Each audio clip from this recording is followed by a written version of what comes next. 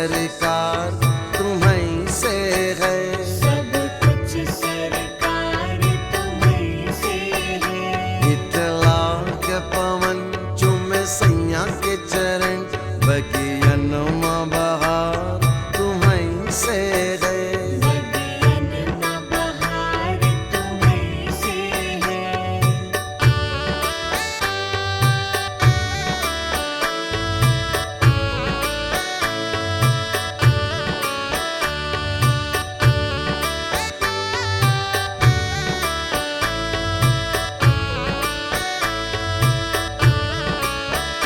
तू ही मोरा सजन मैं हूँ तोरी, अब लाज बलम रखियो मोरी, अब लाज बलम रखियो मोरी। तू ही मोरा सजन मैं हूँ तोरी, अब लाज बलम रखियो मोरी। चाहे इत्ती जाऊं, चाहे उत्ती जाऊं, चाहे इत्ती जाऊं, चाहे उत्ती जाऊं, मेरे दिल को प्यार तुम्हीं से है, सब कुछ सरकार तुम्हीं से है।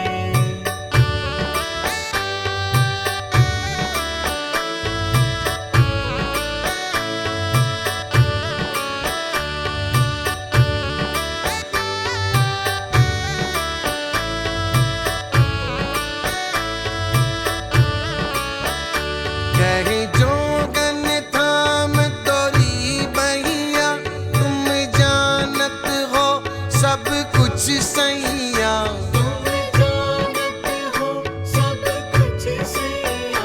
कहीं जोगन थाम तोरी बहिया, तुम जानत हो सब कुछ सैया।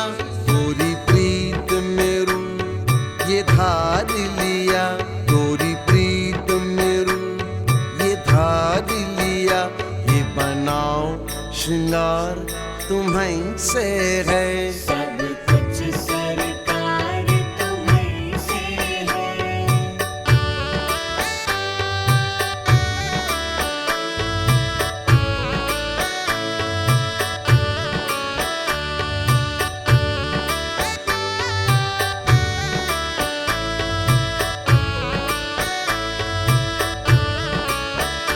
मैं तो भूल गई कुछ भी कहना, तोरी प्रीत में रोवत है नैना, तोरी प्रीत में रोवत है नैना।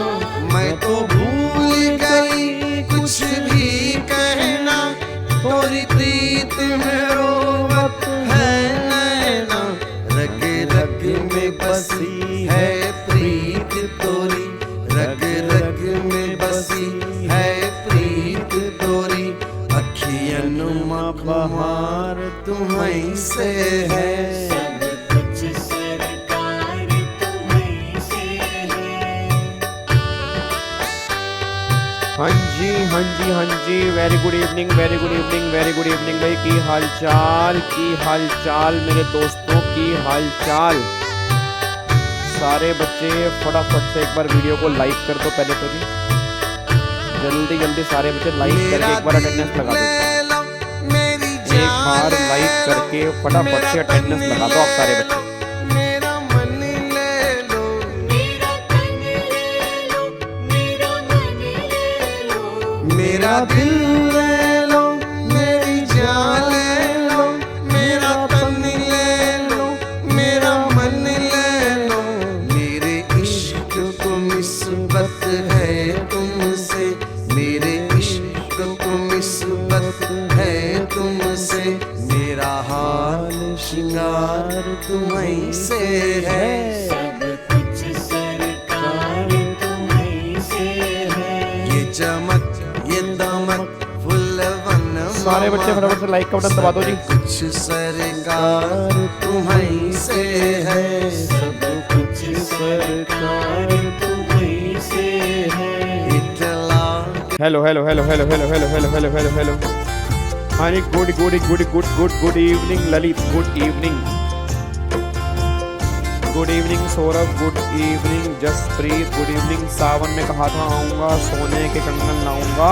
राम को देख कर श्री जनक नंदनी बाग में वो खड़ी की खड़ी रह गई। राम को देख कर श्री जनक। वेरी गुड इवनिंग मेरे दोस्तों, वेरी गुड इवनिंग। क्या हाल चाल आप सभी के, क्या हाल चाल, क्या हाल चाल। राधे राधे, सत श्री अकाल, जय श्री राम, हर हर महादेव, जय श्री महाकाल। क्या हाल चाल हैं दोस्तों आप सभी के। चलो बहुत बढ़िया जी, बहुत बढ़िया, बहुत बढ़िया। आओ जी फटाफट से आ जाओ जी, टाइम वेस्ट किए बिना। आज हम यहाँ पे चैप्टर जो रिवाइज करने जा रहे हैं, चैप्टर आज हमें रिवाइज करना है, चैप्टर नंबर 2 हमारा सप्लाई का चैप्टर आज हमें रिवाइज करना है जी, ठीक है ना। चैप्टर नंबर 2 आज हमें यहाँ पे रिवाइज करना है। और बोल दे मेरे दोस्तों, बोल दे क्या रिवाइज करना है आज हमें। आज हमें चैप्टर नंबर 2 सप्लाई का चैप्टर हमें रिवाइज करना है जी। चैप्टर नंबर 1 हमने कंप्लीट कर लिया, उसके क्वेश्चंस भी हमने कंप्लीट कर लिए। अब आज हम चैप्टर नंबर 2 यहाँ पे रिवाइज करना स्टार्ट करेंगे। सर क्या आज हम चैप्टर नंबर 2 पूरा खत्म कर देंगे? मैं चाहूँ तो आधे घंटे में खत्म करवा दूँ, मैं चाहूँ तो इसके लिए मैं 12 लेक्चर भी लगा दूँ, ठीक है। तो कोशिश करेंगे 1 घंटे के अंदर जितना मैक्सिमम हम कर पाए करेंगे, नहीं तो कल इसका बैलेंस पार्ट जो होगा कल इसको हम खत्म करके कल ही सप्लाई के क्वेश्चन कर लेंगे, ठीक है ना। कल ही सप्लाई के हम क्वेश्चन कर लेंगे और जो भी हमारा बैलेंस पार्ट अगर बचेगा तो उसको फिर कल वाली क्लास में ले जाएंगे। कोई जल्दबाजी नहीं है, जो करना है अच्छे से करना है, ये नहीं कि हाँ सर मजा नहीं आ रहा, वो चीज़ नहीं होनी चाहिए बस, ठीक है जी। चलो अब एक बार सारे के सारे बच्चे फटाफट से यहाँ पे आ जाओ जी। अब अगर मैं सप्लाई अंडर जीएसटी की बात करता हूँ तो आओ लेट्स स्टार्ट। सबसे पहला पॉइंट ये निकल के आ रहा है, आपको मैंने याद करो लास्ट क्लास के अंदर कहा था कि जब भी हमें जीएसटी एप्लीकेबल करना है तो सबसे पहला काम क्या था, वो गुड्स और सर्विसेज की डेफिनेशन में कवर होना चाहिए। अगर वो गुड्स और सर्विसेज की डेफिनेशन में कवर होगा फिर वहां पे जीएसटी की बातें होंगी, फिर हम सप्लाई के पास चलेंगे। बट अगर वो गुड्स और सर्विसेज की डेफिनेशन में कवर नहीं होगा तो उस केस में जीएसटी एप्लीकेबल नहीं होगा। तो सबसे पहले हमें ये आइडेंटिफाई करना है कि गुड्स का मतलब क्या होता है, और दूसरा फिर हमें आइडेंटिफाई करना है कि सर्विस का मतलब क्या होता है। अब यहाँ पे गवर्नमेंट ये बात कह रही है डेफिनेशन ऑफ गुड्स। अब गुड्स की डेफिनेशन जो है आपको मैंने पहले भी कहा था, गुड्स की डेफिनेशन जो है वो सेक्शन 2 क्लोज नंबर 52 में गुड्स की डेफिनेशन यहाँ पे लिखी हुई है। अच्छा मेरे को सारे बच्चे बोला गुड्स की डेफिनेशन में हमने रेगुलर बैच में क्या पढ़ा था। गुड्स की डेफिनेशन ये बात कहती है every kind of movable property other than money and security. बाकी सब जो है वो गुड्स वाली कैटेगरी में कवर होगा, मतलब जितनी भी तरह की मूवेबल प्रॉपर्टी हैं वो सारी गुड्स वाली कैटेगरी में कवर होंगी, मनी एंड सिक्योरिटीज को छोड़कर। बट उसने बोला इंक्लूड्स एक्शनेबल क्लेम, मतलब एक्शनेबल क्लेम भी गुड्स की डेफिनेशन में कवर होंगे, फिर ग्रोइंग क्रॉप भी गुड्स की डेफिनेशन में कवर होंगी, फिर ग्रास भी गुड्स की डेफिनेशन में कवर होंगे, and things attach to be or forming part of the land which are agree to be severed before supply or under a contract of supply. Simple सी बात ये निकल के आ रही है, जो पेड़ पौधे हैं और ये घास जो हैं ये सब गुड्स वाली कैटेगरी में आ जाएगा। कब? अगर ये सप्लाई करने से पहले इनको धरती से, इसको लैंड से अगर अलग कर दिया। तो सिंपल सी बात गवर्नमेंट ने क्या बोला कि मान लो फॉर एग्जांपल पेड़ लगे, मान लो एक लैंड पर पेड़ लगे हुए हैं, आपने पेड़ काटे नहीं है, आपने ऐसे ही बेच दिए, फिर वो गुड्स वाली कैटेगरी में कवर नहीं होगा। जब सप्लाई करोगे उससे पहले वो धरती से, जमीन से अलग हो जाने चाहिए, फिर गुड्स वाली कैटेगरी में कवर होगा। बस ये पर ध्यान दो। तो सिंपल सी डेफिनेशन क्या निकल के आ रही है? सिंपल सी डेफिनेशन अब इतनी सी है कि हर तरह की मूवेबल प्रॉपर्टी गुड्स है, मनी सिक्योरिटी को गुड्स में कवर नहीं करेंगे, एक्शनेबल क्लेम को हम गुड्स में कवर करेंगे। अब दिमाग में 2 क्वेश्चन आते हैं, सर मनी का मतलब क्या होता है? तो मनी का मतलब जो तुम्हारी जेब में पैसे होने चाहिए वो भी तुम्हारी जेब में नहीं है। जैसे 100 रुपए का नोट हो गया, 200 रुपए का नोट हो गया, फिर डॉलर हो गया, पाउंड हो गया, येन हो गया, दिनार हो गया, जितनी भी इंडियन और फॉरेन करेंसी हैं, या बिल ऑफ एक्सचेंज हो गया, ये सब की सब मनी की डेफिनेशन में कवर हो जाती हैं। बट ऐसी करेंसी, मैं दोबारा बोलूंगा, ऐसी करेंसी जिसकी न्यूमिस्मेटिक वैल्यू है वो मनी की डेफिनेशन में कवर नहीं होती। सर इसका मतलब क्या होता है? इसका मतलब ये होता है ऐसी करेंसी जिसकी फेस वैल्यू मार्केट वैल्यू के बराबर नहीं है। जैसे एक बात मेरे को बताओ, आज अगर आपके पास पुराने सिक्के पड़े हैं, जैसे मान लो 1 आना, 2 आना, 8 आना, 4 आना, मतलब पुराने जमाने के सिक्के पड़े हैं, तो आपको बता दूं बहुत कॉस्टली बिकते हैं। तो उनकी फेस वैल्यू जो है उनकी मार्केट वैल्यू के बराबर नहीं है। तो गवर्नमेंट ने बोला वो मनी की डेफिनेशन में कवर नहीं होगा। बस ये पर ध्यान दो, यहां पर गवर्नमेंट ये बात कहना चाह रही है। फिर सिक्योरिटी में क्या आएगा? अब सिक्योरिटी का मतलब वही शेयर्स, डिवेंचर, म्यूचुअल फंड, ये सब सिक्योरिटीज में कवर होगा, तो इनकी वैल्यू पर भी कोई जीएसटी एप्लीकेबल नहीं होगा। अच्छा, एक्शनेबल क्लेम को हम गुड्स कहते हैं। मेरे को सारे बच्चे बोलते हैं एक्शनेबल क्लेम का मतलब क्या होता है। एक्शनेबल क्लेम का मतलब ऐसे क्लेम, मतलब ऐसी चीजें जिनके अगेंस्ट हम एक्शन ले सकते हैं। मतलब होते वो अनसिक्योर्ड है, उनके अगेंस्ट में कोई सिक्योरिटी नहीं होती, बट उनके अगेंस्ट में एक्शन पॉसिबल होता है। जैसे बैटिंग, गैम्बलिंग, लॉटरी, ठीक है, ये सारे के सारे एक्शनेबल क्लेम वाली कैटेगरी में आते हैं। दूसरा, अगर फॉर एग्जांपल इंश्योरेंस क्लेम है, आपको इंश्योरेंस क्लेम या इंश्योरेंस रिसीव करने का राइट है, ये भी एक्शनेबल क्लेम में आएगा। रेंट रिसीव करने का राइट है, ये भी एक्शनेबल क्लेम में आएगा। तो मतलब जहां पर एक्शन पॉसिबल है बट उसके अगेंस्ट में कोई सिक्योरिटी नहीं है, उसको एक्शनेबल क्लेम बोलते हैं। एक्शनेबल क्लेम किस में कवर होगा जी? एक्शनेबल क्लेम जो है वो गुड्स वाली कैटेगरी में कवर हो जाएगा। बस ये बात ध्यान दो। क्या बातें मेरी समझ में आती हैं? सर मेरे पास 25 पैसे हैं, कहां पर सेल करूं? कर दियो बेटे, 25 पैसे भी बेच देंगे, कोई दिक्कत वाली बात नहीं। अभी पढ़ लेते हैं, 25 पैसे की वैल्यू भी दिखाएंगे कितनी है। नालायक, इधर देखो ध्यान से जी। क्या बात मेरी समझ में आ रही है? तो गवर्नमेंट ये बात कर रही है, ये सब जो है, ये सब जो है, हाँ जी, ये सब जो है ये एक्शनेबल क्लेम वाली कैटेगरी में यहाँ पे कवर हो जाएगा। अब मुझे कंक्लूड करो फटाफट से जी। यहाँ पे अब दोबारा बोलो, गुड्स का मतलब क्या निकल के आ रहा है? Every kind of movable property other than money and security but include actionable claim, growing crop, grass or things attach with land which are severed at the time of supply or before the time of supply, ये सब goods की definition में cover हो जाएगा। तो मैं दिमाग में बस ये लेके चलना है, मनी और सिक्योरिटी को हम गुड्स की डेफिनेशन में कवर नहीं करेंगे, बस ये पर ध्यान दो।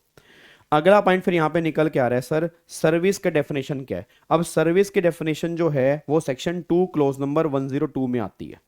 सर्विस की डेफिनेशन में क्या लिखा है? Service means anything other than goods, money and security.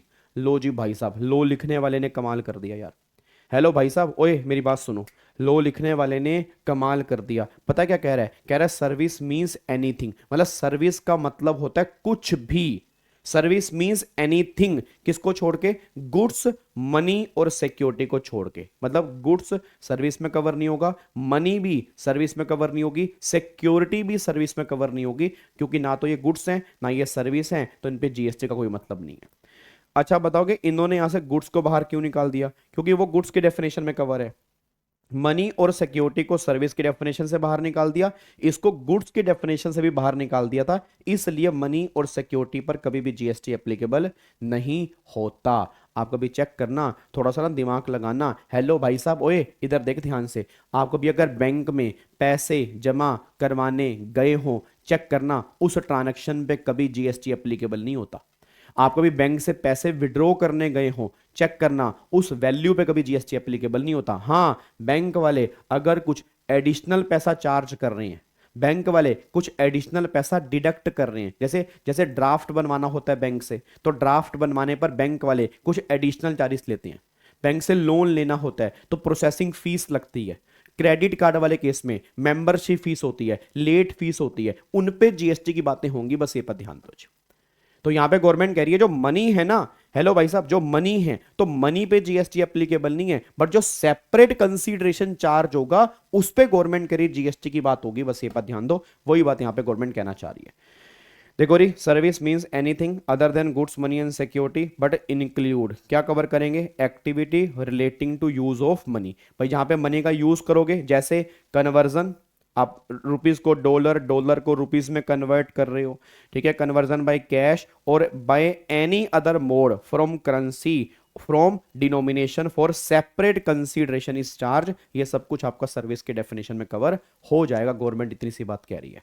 तो रटने वाला बच्चा एक बात ध्यान दे, प्योर मनी वाले केस में कोई जीएसटी एप्लीकेबल नहीं होता। जहां पर प्योर मनी है, प्योर मनी का मतलब 100 रुपए दिए 100 रुपए ही मिल गए, कोई जीएसटी नहीं है। 500 रुपए दिए 500 ही मिल गए, कोई जीएसटी नहीं है। बट जहां पर सेपरेट कंसीडरेशन की बात हो रही है, गवर्नमेंट कह रही है उस पोर्शन को हम सर्विस मान लेंगे, उस पोर्शन पे जीएसटी एप्लीकेबल हो जाएगा, बस ये पर ध्यान दो जी। क्या बात मेरी समझ में आती है? क्या आपको बात मेरी समझ में आ रही है? पक्का पक्का। तो इसमें ये तो बेसिक डेफिनेशन थी, ज़्यादा दिमाग लगाने वाली बात तो नहीं है ना। ये तो मैं आइडिया कर सकता हूँ कि इतना आपको समझ में आ गया होगा। अगर यह समझ में आ गया, रिवाइज हो गया, फिर हम मेन सप्लाई के सेक्शन के ऊपर आएंगे, अगर आपको ये क्लियर हो गया।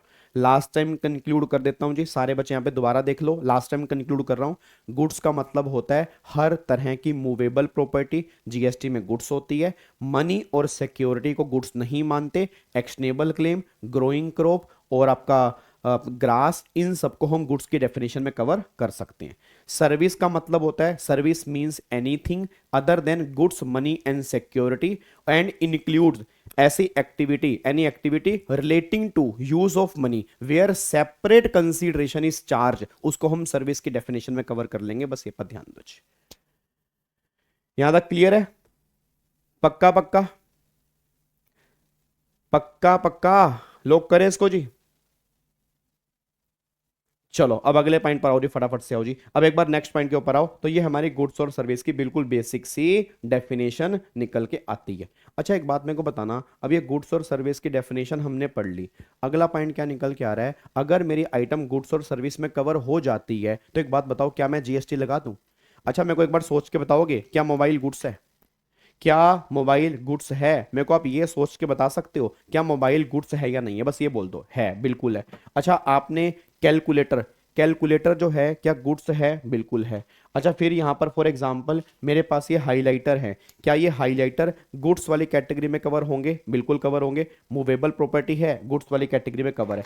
यहां पर मेरी गाड़ी की मान लो चाबी पड़ी है, अब ये गाड़ी की की है, क्या ये गाड़ी की की गुड्स वाली कैटेगरी में कवर है? बिल्कुल कवर है, क्योंकि मूवेबल प्रॉपर्टी है। मेरे हाथ में ये पेन है, क्या पेन मूवेबल प्रॉपर्टी है?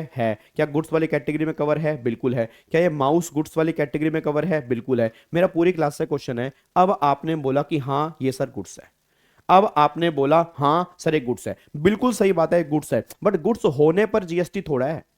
अगला सबसे बड़ा क्वेश्चन है, गवर्नमेंट कह रही गुड्स और सर्विसेज होने से कुछ नहीं होगा, वो सप्लाई में भी कवर होना चाहिए। इट मींस अगर वो सप्लाई में कवर होगा तो जीएसटी की बातें होंगी, अगर वो सप्लाई में कवर नहीं होगा तो जीएसटी की बातें नहीं होंगी। बस ये पर ध्यान दो। अब गवर्नमेंट ये बात कहती है सप्लाई से रिलेटेड प्रोविजन जो हैं जीएसटी में 5 जगह पर हैं। याद करो रेगुलर बैच वाले बच्चों, हेलो भाई साहब, 5 जगह पर मैंने कहा था सप्लाई के प्रोविजन है। 5 जगह कौन कौन सी हैं? एक तो मैंने कहा था सेक्शन नंबर 7, एक मैंने कहा था सेक्शन नंबर 8, एक मैंने कहा था शेड्यूल नंबर 1, एक मैंने कहा था शेड्यूल नंबर 2, एक मैंने कहा था शेड्यूल नंबर 3। और ये तीनों शेड्यूल भी जो हैं वो सेक्शन 7 के अंदर ही आते हैं। तो कायदे से 2 ही सेक्शन है और उन दोनों सेक्शन से 3 शेड्यूल हमारे निकलते हैं। तो टोटल मिला के 5 प्रोविजन ऐसे हैं जहां से हमें सप्लाई की नॉलेज मिलेगी जी। बस आप ये 5 चीजें रिवाइज कर लेना। मैं कह रहा हूं एग्जाम में सप्लाई में से कहीं से भी क्वेश्चन बन जाए, तुम गलती नहीं करके आ सकते। ये 5 बातें आपको पता होनी चाहिए। सबसे पहली बात, सेक्शन 7 जो हमारा है वो स्कोप ऑफ सप्लाई है। फिर सेक्शन 8 है वो कहता है tax treatment of composite supply and mix supply. अब तुम सब जानते हो प्रैक्टिकल लाइफ में बहुत सारे कॉम्बो मार्केट के अंदर मिलते हैं। तुम पिज्जा खाने जाते हो, डोमिनोज पे पिज्जा खाने जाते हो, तो डोमिनोज पे पिज्जा का कॉम्बो मिलता है? बोलो मिलता है? हाँ मिलता है। मैकडी पे कॉम्बो मिलता है? बोलो मिलता है? हाँ मिलता है। बिग बाजार पे कॉम्बो मिलता है? बोलो मिलता है? हाँ मिलता है। दिवाली पर कॉम्बो मिलता है? बोलो मिलता है? हाँ मिलता है। ठीक है, अलग अलग फेस्टिवल पर गिफ्ट हैम्पर मिलते हैं? बोलो मिलते हैं? हाँ मिलते हैं। तो प्रैक्टिकल लाइफ में इतने सारे कॉम्बो मिल रहे हैं, क्या तुमने कभी सोचा कि भैया उस कॉम्बो पर रेट कौन सा लगेगा? उस गिफ्ट हैम्पर के अंदर 10 आइटम हैं तो रेट कौन सा लगाएंगे? तो गवर्नमेंट कहती है वो डिपेंड करता है वो सप्लाई कॉम्पोजिट सप्लाई है या मिक्स सप्लाई है। तो अगर वो कॉम्पोजिट सप्लाई है या मिक्स सप्लाई है, उस केस में गवर्नमेंट ये बात कहना चाह रही है हम ट्रीटमेंट जो करेंगे वो सेक्शन 8 में डिस्कस करेंगे। बस ये पर ध्यान दो। तो सेक्शन 7 स्कोप ऑफ सप्लाई का है, सेक्शन 8 कॉम्पोजिट और मिक्स सप्लाई का है। फिर अगला शेड्यूल 1 देखो, शेड्यूल 1 कहता है हम फ्री वाले काम को भी सप्लाई बना देंगे। भाई साहब आप देख रहे हो गवर्नमेंट की भूख देख रहे हो, गवर्नमेंट क्या भूख देख रहे हो? गवर्नमेंट कह रही सुनो ए ओए भाई साहब सुन, अगर तूने कोई काम विद कंसीडरेशन में किया भाई वो तो सप्लाई है, अगर कोई काम विदाउट कंसीडरेशन में किया होगा ना वो भी तेरा काम सप्लाई बन जाएगा। गवर्नमेंट ये बात कहना चाह रही है। तो विद कंसीडरेशन वाला काम तो सप्लाई बनेगा बनेगा, विदाउट कंसीडरेशन वाला काम भी सप्लाई बनेगा। कब? अगर वो शेड्यूल 1 में कवर हो जाएगा। मतलब मैं ये तुम्हारी YouTube पे जो फ्री लेक्चर ले रहा हूं, हो सकता है ये शेड्यूल 1 में सप्लाई बन जाए, मुझे नहीं पता बनेगा नहीं बनेगा, बन सकता है। उसके लिए मैं शेड्यूल 1 पढ़ना पड़ेगा। शेड्यूल 1 फ्री वाले काम को सप्लाई बना रहा है। प्रैक्टिकल लाइफ में जो हम एक दूसरे को गिफ्ट देते हैं, गिफ्ट का मतलब होता है विदाउट कंसिडरेशन, तो गिफ्ट को भी सप्लाई बनाने की बात की जा रही है। आज जो मंदिरों को डोनेशन दी जा रही है, डोनेशन क्यों देते हैं? फ्री ऑफ कॉस्ट में दे रहे हैं, उस डोनेशन को भी गवर्नमेंट कह रही हम सप्लाई में कवर कर सकते हैं। तो मतलब जो ये तुम चैरिटी दे रहे हो ना, जो ये तुम चैरिटी दे रहे हो, चैरिटी करना हो गया, फ्री में सामान देना हो गया, ये सब सप्लाई में कवर हो सकता है अगर वो शेड्यूल 1 में कवर हो जाता है। उसके बाद फिर शेड्यूल 2 हम यहां पे रिवाइज करेंगे। शेड्यूल 2 क्या बोलेगा? जो काम सप्लाई बन गया, या वो काम गुड्स की सप्लाई बनेगा या वो काम सर्विस की सप्लाई बनेगा, तो कौन सा काम गुड्स की सप्लाई बनेगा और कौन सा काम सर्विस की सप्लाई बनेगा, वो सारी बातें शेड्यूल 2 में आती हैं। यार एक बात मेरे को सोच के बताओ भाई, ओए ओए सुन मेरी बात। यार तुम्हारे मन में कभी ये क्वेश्चन नहीं आता कि जब हम रेस्टोरेंट में खाना खाने जाते हैं, वहां पे गुड्स भी होता है और सर्विसेज भी होती है, तो उसको गुड्स की सप्लाई माने या सर्विसेज की सप्लाई माने, तो क्लासीफाई तो करना पड़ेगा ना मेरे भाई। तुम सैलून में शेव करवाने जाते हो, कभी तुमने सोचा कि सैलून वाले गुड्स भी यूज करते हैं और सैलून वाले सर्विस भी देते हैं, उसको कौन सी सप्लाई माने? तुमने कभी नहीं सोचा। तुम बहुत मतलबी इंसान हो, सिर्फ तुम अपने बारे में ही सोचते हो, तुमने कभी मेरे बारे में कुछ सोचा ही नहीं है। बच्चा अगर ज़्यादा ये पर्सनल लग रहा है हमें, थोड़ा सा ऐसा लगा किसी ने पर्सनल कमेंट पास कर दिया। हाँ, तो जो भी कमेंट पास कर दिया, तुमने कभी सोचा क्या? तुमने कभी सोचा ही नहीं, तुमने इस बात पे ध्यान ही नहीं दिया कि वहां गुड्स भी है और सर्विस भी है, तो किसकी सप्लाई मानेंगे? और दोनों की सप्लाई, प्रखर के बच्चे, दोनों की सप्लाई कुछ नहीं होता, या तो गुड्स की सप्लाई होती है या सर्विस की सप्लाई होती है, दोनों की सप्लाई कुछ नहीं होता। तो प्रैक्टिकल लाइफ में कई चीजें ऐसी हैं जहां पर गुड्स और सर्विस दोनों एक साथ हैं, तो सबसे बड़ी प्रॉब्लम क्या है, वो हम क्लासीफाई कैसे करें? तो वो शेड्यूल 2 हमें बताएगा कि वो गुड्स की सप्लाई बनेगी या सर्विस की सप्लाई बनेगी। फिर शेड्यूल 3 कहता है कुछ काम ऐसे हैं जो ना तो गुड्स की सप्लाई बनेंगे और ना ही सर्विस की सप्लाई बनेंगे, उन पे कोई भी जीएसटी एप्लीकेबल नहीं होगा। क्या बात मेरी समझ में आ रही है? इन पे कोई भी जीएसटी एप्लीकेबल नहीं होगा, आप इनको इग्नोर करें, इनको यहां से निकालें, इन पे कोई भी जीएसटी नहीं है जी। अब सबसे पहले हम जो रिवीजन यहां पे करने जा रहे हैं वो है जी सबसे पहले सेक्शन नंबर 7। सेक्शन 7 में टोटल मैंने कहा था कि कायदे से यहां पर 3 सब सेक्शन होते हैं। एक तो होता है 7.1, एक होता है 7.2 और एक होता है 7.3। 7.3 हमारे काम का नहीं है क्योंकि वो नोटिफाइड नहीं है। फिर 7.1 हमारे काम का है, 7.2 हमारे काम का है। 7.1 में 2 चीजें आती हैं, एक तो 7.1 आता है और एक 7.1 कैपिटल ए आता है। फिर 7.1 में 7.1 ए है, 7.1 डबल ए है, 7.1 बी है, 7.1 सी है। 7.1 ए, 7.1 डबल ए, 7.1 बी और 7.1 सी, ये 4 चीजें आती हैं। 7.1 ए विद कंसीडरेशन की बात करेगा, 7.1 डबल ए सेल्फ सप्लाई की बात करेगा, 7.1 बी इंपोर्ट ऑफ सर्विस वाले काम को सप्लाई बनाने की बात करेगा, 7.1 सी विदाउट कंसीडरेशन की बात करेगा जो शेड्यूल 1 के पास लेके जाएगा, और 7.1 कैपिटल ए ये बात करेगा क्लासिफिकेशन की जो शेड्यूल 2 के पास लेके जाएगा कि क्या गुड्स की सप्लाई बनेगा और क्या सर्विस की सप्लाई बनेगा। फिर 7.2 हमें बोलेगा कौन से काम ऐसे हैं ना गुड्स की सप्लाई बनेंगे ना सर्विस की सप्लाई बनेंगे, वो सारी बातें शेड्यूल 3 में है। और 7.3 मैंने कहा हमारे किसी काम का ही नहीं है क्योंकि वो नोटिफाइड ही नहीं हुआ है। अब यहां पे अब यहां पे अब यहां पे अब यहां पे अब यहां पे बिल्कुल अटेंड कर सकते हैं भाई, ये लेक्चर सबके लिए एप्लीकेबल है। आप एक बार सिलेबस चेक कर लो, बस आपके सिलेबस में जीएसटी होना चाहिए, बात खत्म। अगर है तो आराम से चुप करके बिल्कुल शांति के साथ मुंह पे हाथ रख के मेरे दोस्तों इनको सुनते रहो। मैं सही बता रहा हूं जी, एक बार फिर बोलूंगा, इसको अगर आप फ्री का समझ रहे हो तो बहुत गलत सोच लेके चल रहे हो, बहुत गलत सोच लेके चल रहे हो, मैं आपको बता रहा हूं जी। ठीक है, अब एक बार मेरे को यहां पर आओ जी। अगर मैं 7.1 की बात करता हूं, सबसे पहले हम डिस्कस कर रहे हैं 7.1। प्रैक्टिकल लाइफ में जितने भी काम हैं वो सभी के सभी काम सप्लाई बनते हैं 7.1 में। याद है मैंने कहा था 7.1 क्या कहता है? 7.1 जो रेगुलर बैच वाले बच्चे होंगे, कहीं से भी पढ़े होंगे, याद करो हमने 7.1 में क्या डिस्कस किया था। आपने ये डिस्कस किया होगा all forms of supply of goods or services or both such as sale, transfer, disposal, barter, exchange, licence, lease, rental, made or agree to be made for a consideration in the course or furtherance of business. Check करना है आपने 7.1 के अंदर discuss किया होगा। अब ये 7.1 का मैंने तुम्हें क्रक्स बताया था। 7.1 का क्रक्स क्या आता है? 7.1 कहता है कि भाई साहब आपके सभी काम सप्लाई बन जाएंगे। मतलब हम तुम्हारे सभी कामों को सप्लाई बना देंगे, बस दो कंडीशन सेटिस्फाइड होनी जरूरी है। एक तो उसके बदले में कंसीडरेशन होना चाहिए, और वो काम इन the course or furtherance of business में होना चाहिए। बात खत्म। इट मींस अगर दो कंडीशन सेटिस्फाइड हो जाती हैं, मैं दोबारा बोलूंगा, अगर दो कंडीशन सेटिस्फाइड हो जाती हैं तो वो काम 7(1) में सप्लाई है। दो कंडीशन कौन कौन सी? पहली कंडीशन, एक तो वो काम विद कंसीडरेशन में हो, और दूसरी कंडीशन वो काम इन the course or furtherance of business में हो। मेरे को सारे बच्चे बोल दो, ये जो हमारी यूट्यूब पे भी क्लास चल रही है, क्या ये काम 7(1) में सप्लाई बन सकता है? जल्दी बोलो, क्या ये काम 7(1) में सप्लाई बन सकता है या नहीं बन सकता है? बस आप मुझे ये बता दीजिए मेरे दोस्तों, क्या ये काम 7(1) में सप्लाई बन सकता है या नहीं बन सकता? मैं आपके माध्यम से बस ये जानना चाहता हूं, क्या ये काम 7(1) में सप्लाई बन पाएगा या नहीं बन पाएगा? मैं आपसे ये जानना चाहता हूं, जल्दी बता दीजिए। बनेगा नहीं बनेगा? नहीं बनेगा, बिल्कुल भी नहीं बनेगा। रीजन है क्योंकि यहां पे कंसीडरेशन ही नहीं है। अब बच्चा कहता है सर, ओए गाबे गाबे सुन यार, गाबे देख एक बात बता, ये तो गलत बात है, आप कैसे कह रहे हो कंसीडरेशन नहीं है? अब आपने कहा था कंसीडरेशन का मतलब होता है क्विड प्रोको। क्विड प्रोको का मतलब होता है समथिंग इन रिटर्न। तो सर समथिंग इन रिटर्न तो है सर। गाबा सर हम लाइक करते हैं, गाबा सर हम कमेंट भी करते हैं, गाबा सर कई बार तो हम शेयर भी कर देते हैं, तो बदले में कुछ भी मिलना तो कंसीडरेशन है ना। तो लाइक, कमेंट और share is also a consideration. Answer is no. Answer is no no no. याद करो, मैंने कहा था कंसीडरेशन का मतलब मेरे बच्चे ये होता है, जब मैं ये काम कर रहा हूं तो मुझे पता होना चाहिए कि कितने लाइक होंगे, क्या होंगे, कौन करेगा कौन नहीं करेगा।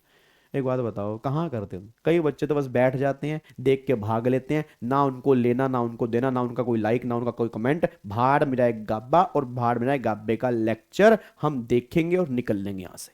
कई बच्चे ऐसे भी हो सकते हैं। तो मुद्दा क्या निकल कह रहा है, तो मुझे नहीं पता ना भाई, कौन लाइक करेगा कौन डिसलाइक करेगा कौन कमेंट करेगा, कोई पता ही नहीं है। तो ये कंसीडरेशन नहीं है। याद है मैंने कंसीडरेशन में एक लाइन बोली थी, कंसीडरेशन मस्ट बी एग्जिस्ट और must be certain eight the time of provision of activity. जब मैं काम कर रहा हूं तो मुझे पता होना चाहिए बदले में मुझे क्या मिलेगा। बस अगर मुझे पता ही नहीं है तो वो कंसीडरेशन नहीं है। तो मतलब ये बात तो कंफर्म है कि YouTube के लेक्चर जो हैं वो सारे के सारे 7(1) में कवर नहीं हो सकते, क्योंकि यहां पे कोई भी कंसीडरेशन नहीं है। बस ये पर ध्यान दो जी। तो दो कंडीशन है, कंसीडरेशन हो इन the course or furtherance of business. अब अगले पॉइंट पर आओ जी। अब कंसीडरेशन का मतलब देखो, कह रही consideration include something in return, चाहे मनी हो, नॉन मनी हो, डू समथिंग हो, नॉट टू डू समथिंग हो, ठीक है, but exclude subsidy given by central government. जैसे मैंने क्या बोला, मैंने याद है आपको, मैंने एक लाइन बोली थी रिवीजन क्लास के अंदर। मैंने कहा था भाई देखो, जिसने पहले पढ़ा हुआ है उसके तो ये रिवीजन बहुत काम की होने वाली है। ये मान के चलो, जो आप एग्जाम ओरिएंटेड बैच 2-3 हजार रुपए का लेते हो या फास्टैग बैच 2-3 हजार रुपए का लेते हो सकता है वो तुम्हारे बच जाए। मतलब तुम्हें फील हो कि हाँ ये ऑलमोस्ट एग्जाम ओरिएंटेड बैच या फास्टैग बैच ही है, या उससे अच्छा भी हो सकता है।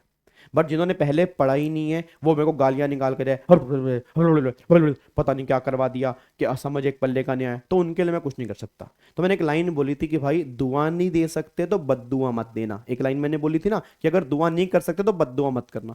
मतलब अगर तुम मुझे बद्दुआ नहीं दोगे, तुमने मेरे लिए बहुत बड़ा काम कर दिया। बात समझ रहे हो? तुम ये काम नहीं करोगे, उसमें भी कुछ करना होता है। तो गवर्नमेंट कह रही not to do something is also a consideration. तो डू समथिंग नहीं, डू समथिंग तो है ही है, नॉट टू डू समथिंग में कंसीडरेशन है। बट अगर कोई गवर्नमेंट तुम्हें सब्सिडी प्रोवाइड कर रही है तो गवर्नमेंट कह रही है उसको हम कंसीडरेशन में कवर नहीं करेंगे। बस ये बात ध्यान दो जी। क्या बात मेरे समझ में आ रही है? तो गवर्नमेंट कहना चाह रही है जो हम देखो सब्सिडी प्रोवाइड कर रहे हैं ना, उसको हम कंसीडरेशन नहीं मानेंगे। रीजन, क्योंकि वो सब्सिडी प्रोवाइड किसने की है? गवर्नमेंट ने। तो अब गवर्नमेंट ने सब्सिडी प्रोवाइड की है तो वो कंसीडरेशन में कवर नहीं होगा। बस ये बात ध्यान दो। उसके बाद एक और कंसीडरेशन क्या फीचर्स हैं? Must be exist and must be certain eight the time of provision of activity. जब मैं काम कर रहा हूं तो मुझे बदले में पता होना चाहिए मुझे पैसा मिलेगा। अब जो रेगुलर बैच वाले बच्चे होंगे उनको शायद याद आ रहा होगा, आपको मैंने रेगुलर बैच में एग्जाम्पल दिया था, याद करो फटाफट से। वो मेट्रो के अंदर, लोकल मेट्रो, लोकल ट्रेन के अंदर वो आते हैं, छोटे छोटे बच्चे आते हैं, उनके हाथ में गिटार होता है या सितार होता है या वो लकड़ी के दो गुटके होते हैं और वो गाना गाने होते हैं, साजन मेरा उस पार है, मिलने को दिल बेकरार है, सुन रहा है ना तू, रो रही हूं मैं, सुन रहा है ना तू, क्यों रो रही हूं मैं, सैयारा तू तो बदला नहीं है, मौसम जरा सा रूठा हुआ है। आप कमाल की बात देख रहे हो, सैयारा नहीं बदला भाई, सैयारा पे कोई क्वेश्चन मार्क रेज नहीं हो रहा, मौसम की ऐसी की तैसी कर दी, मौसम को बिगाड़ दिया। कह रहे सैयारा तू नहीं बदला, मौसम में थोड़ी दिक्कत आ गई, मौसम थोड़ा सा रूठा हुआ है, अदरवाइज सैयारा बिल्कुल सही है। सैयारा पे कोई क्वेश्चन मार्क रेज नहीं कर पा रहा। गाने की लाइनिंग देखना, सैयारा तू तो बदला नहीं है, मौसम जरा सा रूठा हुआ है, मौसम की दिक्कत चल रही है, सैयारा तो वहीं का वहीं खड़ा हुआ है। अब एक बात बताओ, सैयारा सही तो मुद्दा क्या निकल के आ रहा है कि गवर्नमेंट ये बात कह रही है, भाई एक बात मेरे को बताओ कि हैं, एक बात मेरे को बताओ एक बात मेरे को ये बताओ कि भैया एक बात बताओ, जब ये लोग गाने गा रहे होते हैं ये जो ट्रेन के अंदर, क्या इनको पता होता है इनको पैसे मिलेंगे? नहीं, सोच के बताओ, क्या इनको पता होता है इनको पैसे मिलेंगे? नहीं पता होता भाई, नहीं पता होता। तो ये कंसीडरेशन में कवर नहीं होगा, क्योंकि कंसीडरेशन मस्ट बी एग्जिस्ट और must be certain eight the time of provision of activity. जब वो बंदा काम कर रहा है उसको पता होना चाहिए उसके पैसे मिलेंगे, तब जाके वो कंसीडरेशन में कवर होगा, नहीं तो नहीं होगा जी। फिर एक बच्चा कहता है sir in the course or furtherance, हाँ सैयारा बदला है मौसम वही, सैयारा नहीं बदला, सैयारा इसके अंदर बदला नहीं है, सैयारा तू तो बदला नहीं है, मौसम जरा सा रूठा हुआ है। तो आपको लॉजिक पे जाना पड़ेगा इसके, ठीक है। अब अगले पॉइंट पर आओ जी, नेक्स्ट पॉइंट देखो, इन the course or furtherance of business. अब वो कह रहे हैं इन the course or furtherance of business, मतलब जो काम तुम कर रहे हो ना वो तुम्हारे इन the course or furtherance of business में होना चाहिए। मेरे को सारे बच्चे बताना, माना फ्री क्लास 7-1 में नहीं आ सकती, फ्री क्लास 7-1 में इसलिए नहीं आ रही कि वो विदाउट कंसीडरेशन है, या इसलिए नहीं आ रही कि वो मेरे इन the course or furtherance of business में नहीं है ना, इसलिए नहीं आ रही सर, कंसीडरेशन नहीं है, क्योंकि ये फ्री क्लास देना मेरे इन the course or furtherance of business में तो है सर।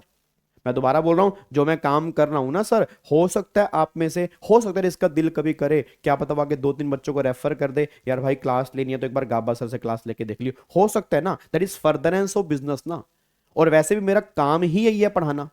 तो ये इन the course or furtherance of business में तो है, बट विदाउट कंसीडरेशन है, इसलिए काम 7-1 में नहीं आ रहा, बस ये पर ध्यान दो। तो तुम्हारे पापा जिस चीज में बिजनेस करते हैं उनके काम इन the course or furtherance of business में होते। बेटा फर्दरेंस ऑफ बिजनेस का मतलब होता है बिजनेस को बढ़ाने के लिए कोई काम किया जा रहा है, बिजनेस से रिलेटेड कोई काम किया जा रहा है, बिजनेस के इंसिडेंटल और एंसिलरी एक्टिविटी जो होती हैं वो भी इन the course or furtherance of business में कवर होती हैं। क्या बात मेरी समझ में आ रही है? क्या बात मेरी समझ में आ रही है? पक्का पक्का।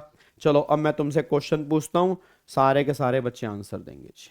अब मैं तुमसे क्वेश्चन पूछता हूं, सारे के सारे बच्चे मुझे आंसर देंगे, देखता हूं आप मुझे आंसर दे पाएंगे या नहीं आंसर दे पाएंगे। सारे बच्चे बोलना, मेरा काम पढ़ाने का है, बट मेरे ऑफिस में एक एसी लगा हुआ है, वो एसी जब मैंने खरीदा था उस पर मैंने आईटीसी क्लेम किया था, अब वो एसी मैं बेच रहा हूं। मेरे को सारे बच्चे बोलना, क्या मेरे बिजनेस में लगा एसी बेचना, मेरा काम पढ़ाने का है बट मैं बिजनेस में लगा एसी बेच रहा हूं, क्या वो इन the course or furtherance of business में है या नहीं है? जल्दी बोलो, क्या वो इन the course or furtherance of business में है या नहीं है? बस आप मेरे को ये बता दो, जल्दी बताओ जी, आप मेरे को बस ये बता दो, क्या वो इन the course or furtherance of business में है या नहीं है जी? यस या नो? बिल्कुल है जी। आपको मैंने पहले भी कहा था सर, ये ध्यान रखना, जो रेगुलर बैच वाले बच्चे होंगे या कहीं से ही पढ़े होंगे, मैं क्लियर कर दूं, इन the course or furtherance of business का मतलब ये बिल्कुल नहीं होता कि जो तुम्हारा काम है वही सप्लाई होनी चाहिए। अगर कोई सप्लाई बिजनेस से रिलेटेड भी है वो भी इन the course or furtherance of business में कवर हो जाएगी, बस ये पर ध्यान दो, ठीक है ना। तो ये आपके बिजनेस की एसेट है, और अगर बिजनेस की एसेट है तो इन the course or furtherance of business वाली कैटेगरी में कवर हो जाएगी, बस ये बात अपने दिमाग में लेके चलना। आई होप आपको मेरी बात समझ में आ रही है। क्या आपको बात समझ में आ रही है? पक्का पक्का, कोई दिक्कत तो नहीं है? क्या कोई दिक्कत तो नहीं है? क्या इसको लॉक कर सकते हैं जी? चलो अब अगले पॉइंट पर आओ जी। अब नेक्स्ट पॉइंट देखो, ये तो हमारा 7-1 आ गया जी, ये हमारा 7-1 आ गया। अब यहाँ पे आ जाओ, उसके ऊपर देखो जी। अब यहाँ पे एक दो क्लैरिफिकेशन है। पहली क्लैरिफिकेशन जो है वो डोनेशन की है, और दूसरी क्लैरिफिकेशन जो है वो आर्ट वर्क वाली है। पहली क्लैरिफिकेशन की बात करते हैं, डोनेशन। अब एक बात मेरे को बताना जी, आर मंदिरों में डोनेशन दी जाती है। सर अगर 5 साल से पहले बेचा देन आईटीसी रिवर्स, वो तो फिर डिपेंड करता है ना भाई, आपने आईटीसी क्लेम कर रखा है तो वो सप्लाई बनेगी। विदाउट कंसीडरेशन में है तो उस केस में भाई गवर्नमेंट कहती है विदाउट में है तो आगे खून नहीं है तो आज़ादी भी नहीं मिलेगी, तब आईटीसी रिवर्स करना पड़ेगा। आईटीसी रिवर्सल की बात अभी यहाँ पे नहीं आ रही जी। ठीक है। अरे इधर देख ले ध्यान से जितेंद्र, धुरंधर मूवी नहीं देखी? धुरंधर मूवी देखी, छोड़ उसको, धुरंधर मूवी को। इधर देखो ध्यान से। अब मैं आपसे एक बात जानना चाह रहा हूँ। मैं आपसे बस ये कह रहा हूँ, आर मंदिरों में जो लोग डोनेशन देते हैं, तुम्हें क्या लग रहा है वो सारी डोनेशन सच्ची डोनेशन है या कुछ डोनेशन झूठी डोनेशन भी है? बस ये बता दो जी। क्या सारी डोनेशन सच्ची डोनेशन है या कुछ डोनेशन झूठी डोनेशन भी है? बस ये बता दो। सर कुछ डोनेशन नहीं, बहुत सारी डोनेशन झूठी डोनेशन है। ये जितनी भी डोनेशन दी जा रही है, ये बड़े बड़े बिजनेसमैन जो मंदिरों में डोनेशन दे रहे हैं, ये मार्केटिंग के लिए दे रहे हैं, ये एडवर्टीजमेंट पर्पस के लिए दे रहे हैं, ये प्रमोशन के लिए दे रहे हैं। ये चाहते हैं कि हमारा वहां पे नाम हो, हमारे बिजनेस का नाम हो, हमारे इंस्टीट्यूट का नाम हो, ये सब इसलिए डोनेशन दे रहे हैं। तो गवर्नमेंट क्लैरिफिकेशन लेकर आई कि अगर ये प्योर डोनेशन है तो भैया फिर तो जीएसटी नहीं है, मतलब तुम्हारी कोई इंटेंशन मार्केटिंग की नहीं है तो कोई दिक्कत नहीं है, जीएसटी नहीं है। बट अगर तुम्हारी इंटेंशन मार्केटिंग की है, पब्लिसिटी की है, तो भैया उस डोनेशन पे जीएसटी एप्लीकेबल हो जाएगा। बस ये पर ध्यान दो।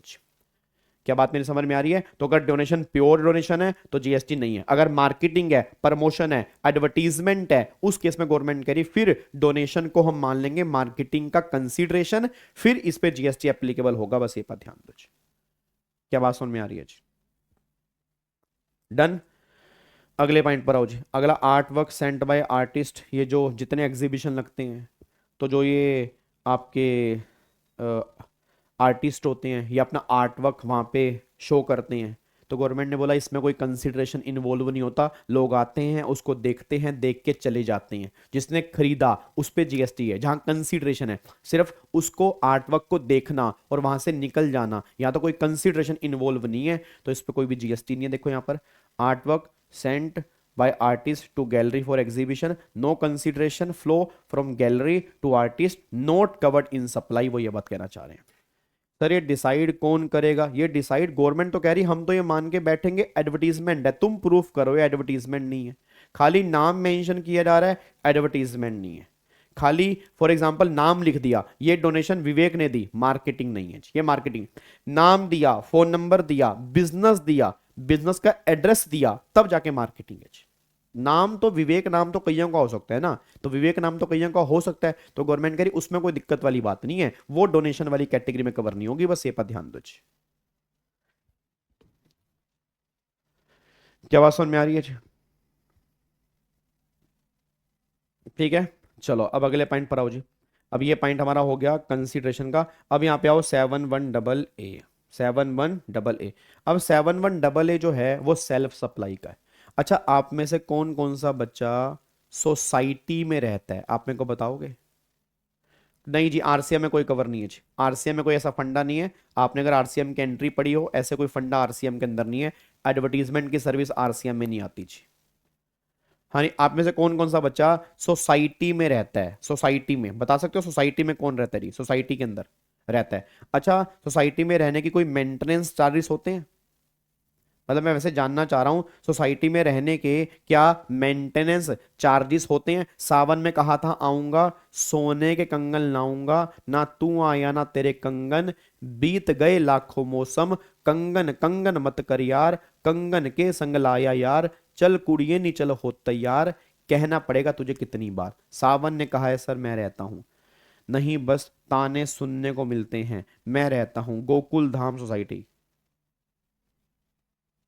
मजाक, हमेशा मजाक, हमेशा मजाक, हमेशा मजाक। ये तो वही बात हो गई, वो आजकल एक रील चल रही है ना, आजकल एक रील चल रही है, सर कैपिटल गेन का चैप्टर छोड़ जाएं? नहीं नहीं नहीं नहीं नहीं। हाँ, ये रील आजकल चल रही है, ठीक है ना, नालायक। अबे हर टाइम मजाक नहीं यार, वैसे एक्चुअली में पूछ रहा हूँ, तुम सोसाइटी में रहते हो नहीं रहते हो? तो गवर्नमेंट कह रही है भैया सोसाइटी में क्या होता है, वहां पे मेंटेनेंस चार्जेस होते हैं। अब सोसाइटी वाले अपने मेंबर्स को सर्विस देते हैं, उसके बदले में मेंटेनेंस चार्जेस लेते हैं, ठीक है ना। तो गवर्नमेंट ये बात करे कि जो मेंटेनेंस चार्जेस होते हैं उस पे भी जीएसटी एप्लीकेबल होगा, मतलब सेल्फ सप्लाई को भी हम सप्लाई मानेंगे, बस ये पर ध्यान दो जी। सेल्फ सप्लाई को भी हम बिल्कुल सप्लाई मानेंगे, तो उसकी बात यहां पे की जा रही है 71AA के अंदर, बस ये पर ध्यान दो। देखो यहां पे जी, 4 घंटे खींच दो आज, 4 घंटे आज नहीं खींच सकते, इसके बाद मेरी अभी क्लास है रेगुलर बैच वाले बच्चों की ना, मतलब सीए की तो नहीं है, सीए वाले बच्चों की नहीं है, बट मेरे इसके बाद क्लास है 9:30 सीएस वाले बच्चों के, तो आज नहीं खींच सकते 4 घंटे, फिर कभी खींच दूंगा पक्का, संडे को लगा दूंगा 4-5 घंटे, ठीक है। बस 28 तारीख को मेरा बैच खत्म हो जाएगा सीए इंटर वाले बच्चों का, ठीक है। वो मेरे को अलविदा कहेंगे, मैं उनको अलविदा कहूंगा, तो फिर 1 मार्च से हम टाइम बढ़ा देंगे, कोई दिक्कत वाली बात नहीं है, टेंशन नहीं लेनी आपने जी, ठीक है। तो इधर देखो यहाँ पे इधर देखो ध्यान से, हैं इधर सुनो ध्यान से, टेंशन मत लो, टाइम बढ़ा देंगे, आज नहीं बढ़ा सकते, ठीक है, आज नहीं बढ़ा सकते। आज और कल थोड़ी सी प्रॉब्लम है, कल मेरे को रेवाड़ी जाना है, तो कल मेरे को रेवाड़ी जाना है, तो इसलिए टाइम आप टेंशन ना लो, आपको मैं टाइम बढ़ा दूंगा, ठीक है। उसके आप बिल्कुल निश्चिंत रहो, रिवीजन के लिए आप निश्चिंत रहो जी, आप इसकी टेंशन छोड़ सकते हो, ठीक है। चलो इधर देखो ध्यान से, तो 71AA गवर्नमेंट बस ये बात कहना चाह रही है कि अगर कोई पर्सन इंडिविजुअल को छोड़ के अपने ही मेंबर्स के लिए, मैं दोबारा बोलूंगा, अगर कोई पर्सन इंडिविजुअल को छोड़ के अपने ही मेंबर्स के लिए कोई एक्टिविटी करेगा, ट्रांजैक्शन करेगा, उसके बदले में कंसीडरेशन है, तो एक काम सप्लाई बनेगा और यहाँ पे जीएसटी एप्लीकेबल होगा। तो मैं तुम्हें एग्जाम्पल दे रहा हूँ सोसाइटी का, मैं तुम्हें एग्जाम्पल दे रहा हूँ क्लब का, मैं तुम्हें एग्जाम्पल दे रहा हूँ ट्रस्ट का। तो ट्रस्ट है, क्लब है, सोसाइटी है, ये सब अपने मेंबर्स के लिए ही तो काम कर रहे हैं, उनसे मेंटेनेंस चार्जेस लेते हैं और फिर उन्हीं के लिए काम करते हैं। लिफ्ट हो गया, साफ सफाई होगी, ये काम सब किन के लिए हो रहा है, मेंबर्स के लिए तो हो रहा है। तो गवर्नमेंट कह रही वहां पे जीएसटी एप्लीकेबल होगा, इनको भी हम सप्लाई बना रहे हैं 71AA के अंदर, बस ये पर ध्यान दो। क्या बात, नहीं नहीं नहीं, सुबह सुबह सीए वाली क्लास है भाई, क्यों छुट्टी है बिना बात की, उसके बाद जाना मेरे को रेवाड़ी, नालायक, तुम्हें छुट्टियां दिखती रहती हैं क्या बस।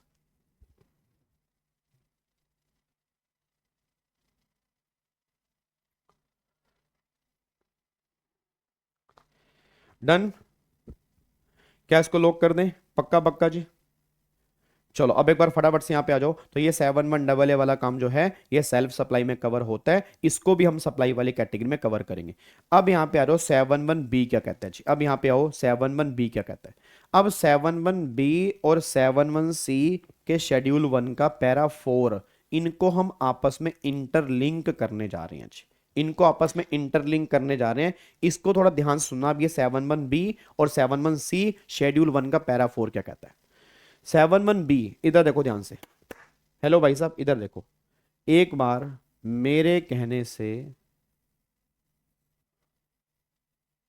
जीएसटी रेगुलर 28 तक करो, अरे आराम से हो जाएगा यार, नालायक कौन है ये, इट्स सुअर क्या कह रहा है ये, इट्स सुअर सुर इट्स यूअर राहुल, भाई साहब कितना चिपका के तूने नाम लिख रखा है, पढ़ने में आ रहा है इट्स सुअर राहुल, पता नहीं क्या लिखा है, नालायक, नाम सही लिखा, मैंने कहा भी था 27 तारीख को 28 तारीख को खत्म हो जाएगा, इट्स यूअर राहुल लिखा हो, भाई साहब कंफ्यूज कर रहा है नाम तेरा, आजा इधर आ। अब एक बात मेरे को सोच के बताओ, अब यहाँ पे 71B की बात हो रही है, हेलो, अब यहाँ पे 71B की बात हो रही है। 71B बात करता है इंपोर्ट ऑफ सर्विस की, 71B जो बात करता है इंपोर्ट ऑफ सर्विस की बात करता है। अब गवर्नमेंट ये बात कहना चाह रही है इंपोर्ट ऑफ सर्विस, दोबारा बोलना, इंपोर्ट ऑफ सर्विस वाले काम को भी हम सप्लाई बनाएंगे अगर वो काम विद कंसीडरेशन में है, चाहे वो इन the course or furtherance of business में हो या ना हो। 71B को ध्यान से पढ़ो जी, 71B को ध्यान से पढ़ो, 71B क्या कह रहा है एक बार चेक करो, 71B क्या है। अबे नालायक को ये क्या भेज रहे हो इधर देखो ध्यान से जी। अब यहाँ पे एक बार सारे के सारे बच्चे फटाफट से आओ। देखो 7(1)(b) क्या कह रहा है? 7(1)(b) है import of service for a consideration whether or not in the course or furtherance of business. ये काम जो होगा वो 7(1)(b) में सप्लाई बनेगा। इंपोर्ट ऑफ सर्विस, आपने कोई सर्विस इंपोर्ट की है, उसके बदले में कंसीडरेशन है, चाहे वो इन द कोर्स में हो या वो ना हो, वो सभी काम 7(1)(b) में सप्लाई बन जाएंगे। ये गवर्नमेंट 7(1)(b) के माध्यम से कहना चाह रही है। मैं आपसे एक बात जानना चाहता हूं, मेरे को सारे बच्चे आंसर देना चाहिए। हेलो, मेरे को सारे के सारे बच्चे आंसर देना। अगर मैंने कोई सर्विस इंपोर्ट की है विदाउट कंसीडरेशन में, क्या वो काम 7(1)(b) में सप्लाई बन सकता है? बस इतना बता दो जी। अगर मैंने कोई सर्विस इंपोर्ट की है विदाउट कंसीडरेशन में, क्या वो काम 7(1)(b) में सप्लाई बन सकता है? जल्दी बता दो बस।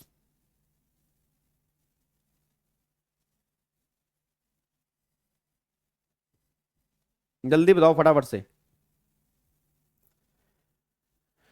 क्या वो काम 7(1)(b) में सप्लाई बन सकता है? नहीं बन सकता यार, तुम मेरी बातों को सुन नहीं रहे। मैं क्या कह रहा हूं, मैं क्या कह रहा हूं? आपने सर्विस इंपोर्ट की है विदाउट कंसीडरेशन में, कैसे वो 7(1)(b) के अंदर सप्लाई बन जाएगा? 7(1)(b) में साफ साफ लिखा हुआ है, अगर आपने सर्विस इंपोर्ट की है विद कंसीडरेशन में, तब वो काम सप्लाई बनेगा, चाहे वो इन द कोर्स में हो या ना हो। 7(1)(c) कह रहा है विदाउट कंसीडरेशन वाले काम जो हैं वो 7(1)(c) में आते हैं, 7(1)(b) में नहीं आते हैं। अब यहां पे एक बार चेक करो, देखो यहां पे क्या कह रहा है? 7(1)(c) पैरा 4 शेड्यूल 1 क्या कह रहा है? कह रहा है import of service by a person from related person or from any other establishment outside India in the course or furtherance of business. ये हमारे विदाउट कंसिडरेशन वाले काम है। मतलब गवर्नमेंट कहती है अगर आपने सर्विस इंपोर्ट की है, अगर आपने सर्विस इंपोर्ट की है विदाउट कंसिडरेशन में, किससे? रिलेटेड पर्सन से या अपनी ही किसी एस्टेब्लिशमेंट से, और वो service in the course or furtherance of business के लिए है, फिर वो काम 7(1)(c) शेड्यूल 1 के पैरा 4 में सप्लाई बन जाएगा जी। रटने वाला बच्चा एक बात ध्यान दे, अब मैं उनको यहां पे दोनों में डिफरेंस बताने जा रहा हूं जी। यहां पे एक बार सारे बच्चे ना कान खोल के डिफरेंस समझ लो, पहले 7(1)(b) और 7(1)(c) में क्या डिफरेंस है। इधर देखो, इधर देख, इधर देख, ऐसे कर, दो हाथ कर। ये 7(1)(b) है, ये 7(1)(c) शेड्यूल 1 का पैरा 4 है। Import of service, import of service, दोनों इंपोर्ट ऑफ सर्विस के हैं। विद कंसीडरेशन, विदाउट कंसीडरेशन, ये विदाउट का है। By any person, from any person, मैं दोबारा बोलूंगा, by any person, from any person, ठीक है? By any person from related person or his other establishment outside India, ठीक है? Whether or not in the course or furtherance of business, यहां लिखा है in the course or furtherance of business, ये दोनों में डिफरेंस आ रहा है। अब यहां पे आओ, इस डायग्राम के माध्यम से देखना। इट्स यूअर राहुल, मैं आपको बताता हूं, अभी उसकी बात करते हैं। आ जाओ मेरे दोस्तों, देखो जी, आउटसाइड इंडिया से आपने सर्विस ली है, या तो विद कंसीडरेशन में है या विदाउट कंसीडरेशन में है, या तो वो इन द कोर्स में है या वो नॉट इन द कोर्स में है। बाय एनी पर्सन है, फ्रॉम एनी पर्सन है, बाय एनी पर्सन है, फ्रॉम एनी पर्सन है। 7(1)(b) में सप्लाई बनेगा, ये भी 7(1)(b) में सप्लाई बनेगा। बट जो नोट इन द कोर्स वाला केस है, ये सप्लाई तो बनेगा बट यहां पे जीएसटी एग्जम्प्ट है, एक्सेप्ट OIDAR की सर्विस को छोड़ के। मतलब एक सर्विस ऐसी है जो आपके हाथ में टैक्सेबल है, चाहे वो सर्विस आपने note in the course or furtherance of business में ली हो। Just like chat GPT. Chat GPT क्या है? चैट जीपीटी से आप डेटा एक्सेस करते हो ना, आजकल बच्चे बहुत यूज करते हैं ये एआई। कई बार तो एक बच्चा पता क्या लिख रहा था, ICAI ने इस बार पेपर क्या बनाया है वो लीक कर दो। CS वाले बच्चे लिख रहे थे ICSI ने पेपर क्या बनाया है चेक करके बताओ, पूरा गूगल छान लेना, क्वेश्चन बता देना। वेल्ले यही काम करते हैं बस, ये वेल्ले हैं, यही काम करते हैं बस। चैट जीपीटी के पास तो और कोई टाइम ही नहीं है। तुम भी वेल्ले, वो भी तुम्हारे साथ लग गया। इमोशंस आ चुके हैं चैट जीपीटी में। कैसे हो? वो कहता है अच्छा हूं भाई, तुम सुनाओ क्या कर रहे हो? मैं तो बैठा हूं। ओ क्यों बैठे हो, ये इन्होंने भाई साहब कई बच्चों ने तो चैट जीपीटी को अपना दोस्त बना लिया है। मतलब we are not just friend, we are more than friend sir with chat GPT. कई लोग उससे ऐसे बातचीत करते हैं। प्लीज ना, इसका आंसर दे दो ना, अबे नालायकों। वाह। तो एक बात मेरे को सोच के बताओ, अब यहाँ पे गवर्नमेंट ये बात कहना चाह रही है कि जो ये तुम डेटा एक्सेस कर रहे हो, तो डेटा इसको OIDER की सर्विस बोलते हैं, कोई सॉफ्टवेयर डाउनलोड करना, कोई डेटा एक्सेस करना। अब अगर ये note in the course or furtherance of business में भी यूज कर रहे हो तो भी गवर्नमेंट कह रही GST लगेगा। Otherwise note in the course वाले केस में GST एग्जम्प्ट है। सप्लाई है, मैं दोबारा बोलूंगा, सप्लाई है बट GST एग्जम्प्ट है। बट OIDER की सर्विस ऐसी है जहां पे GST लगेगा। और तुम सब जानते हो RCM वाले, यहां पे तो RCM लगेगा। बट अगर वो नोट इन द कोर्स वाला केस है तो यहां पर मैंने कहा था RCM एप्लीकेबल नहीं होगा। इस केस में जो OIDER की सर्विस टैक्सेबल है, इस पे सप्लायर ही GST पे करेगा, यूनिक आइडेंटिफिकेशन नंबर के बेस पे, अगर आपको याद आ रहा हो जी।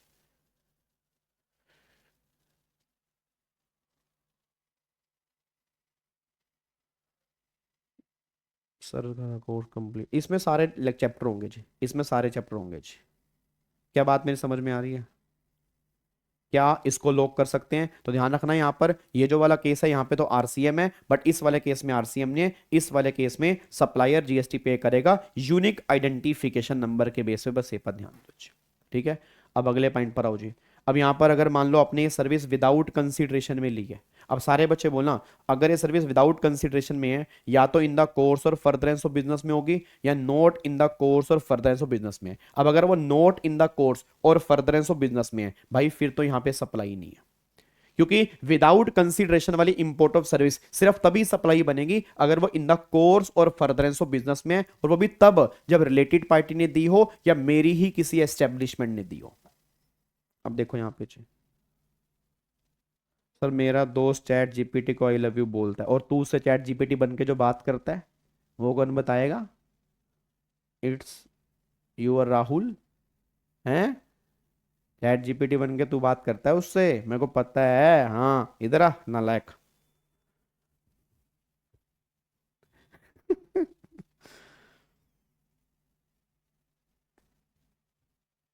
आ जाओ।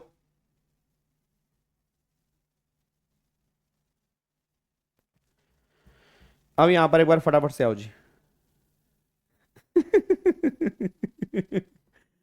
अब यहाँ पे एक बार फटाफट से आओ जी। इन the course or furtherance of business में, अब यहाँ पे बाय एनी पर्सन है, बट फ्रॉम रिलेटेड पर्सन या अदर एस्टेब्लिशमेंट आउटसाइड इंडिया, और फ्रॉम एनी अदर पर्सन। तो अगर एनी अदर पर्सन है फिर तो वो सप्लाई नहीं है, बट अगर फ्रॉम रिलेटेड पर्सन है और अदर एस्टेब्लिशमेंट आउटसाइड इंडिया है तो वो काम जो होगा वो 7(1) में सप्लाई बन जाएगा। ये पॉइंट यहाँ पे गवर्नमेंट कहना चाह रही है, बस ये पर ध्यान दो।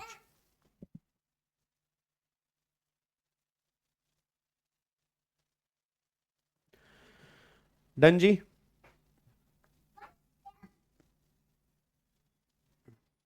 ठीक है, चलो अब एक बार कंक्लूड करो सारे बच्चे जी। अब एक बार सारे बच्चे इंपोर्ट ऑफ सर्विस को कंक्लूड करो। आ जाओ मेरे दोस्तों। ओए इधर देखो ध्यान से जी। सर कल वाली क्लास भी नहीं होगी? भी नहीं मतलब आज तो हुई है। कल वाली क्लास भी का मतलब तो होता है कि आज भी नहीं हुई, कल भी नहीं हुई। गाबा सर होगी या नहीं होगी, ये क्लियर करो। इधर आओ, अब एक बार यहाँ पे आओ जी। सारे बच्चे मेरे को आंसर देना। इंपोर्ट ऑफ सर्विस है, इंपोर्ट ऑफ सर्विस में आपने दो केस किए, या तो वो विद कंसिडरेशन में या वो विदाउट कंसिडरेशन में। ठीक है ना? अगर विद कंसिडरेशन में दो केस हैं, या तो वो इन द कोर्स में है या वो नॉट इन द कोर्स में है। अगर वो इन द कोर्स में है तो वो काम सप्लाई बनेगा, नॉट इन द कोर्स में है तो भी वो काम सप्लाई बनेगा। इन द कोर्स में है, इस पे GST लगेगा और RCM में लगेगा। नोट इन द कोर्स में सप्लाई बनेगा, GST एग्जम्प्ट है, बट OIDER की सर्विस पे GST लगेगा। बट फॉरवर्ड चार्ज में यहाँ पे GST पे करेगा, और सप्लायर GST पे करेगा यूनिक आइडेंटिफिकेशन नंबर के बेस पे। ये पॉइंट हमने यहाँ पे डिस्कस किया जी, ये पॉइंट हमने यहाँ पे डिस्कस किया। क्या इसको लॉक कर सकते हैं जी? अंजलि एक बार मैं दोबारा बता रहा हूँ, मैं एक बार दोबारा से रिपीट कर रहा हूं, नोट इन द कोर्स वाले केस में सप्लाई बनेगा, एग्जम्प्ट होगा, OIDR की सर्विस बस एक ऐसी है जिसपे जीएसटी लगेगा और सप्लायर जीएसटी पे करेगा यूनिक आइडेंटिफिकेशन नंबर के बेस पे। क्या बात मेरी समझ में आ रही है? ठीक है, अब यहां पे आ जाओ विदाउट कंसीडरेशन में। अब विदाउट कंसीडरेशन में दो केस यहां पे निकल के आते हैं, या तो वो इन द कोर्स में है या वो नोट इन द कोर्स में है। नोट इन द कोर्स में अगर है तो भाई वो सप्लाई नहीं है, वो यहां से बाहर है। अगर वो इन द कोर्स में है, यहां पे दो केस हैं, या तो बाय रिलेटेड पर्सन है या अदर एस्टेब्लिशमेंट है, या इन दोनों को छोड़ के अदर पर्सन से है। अगर अदर पर्सन से ली है फिर तो वो सप्लाई नहीं है, उस पर जीएसटी नहीं है। अगर वो रिलेटेड पर्सन से है या अदर एस्टेब्लिशमेंट आउटसाइड इंडिया से है तो गवर्नमेंट करी इस पे जीएसटी लगेगा, और यहां पर भी आरसीएम एप्लीकेबल होगा, बस ये पर ध्यान दो।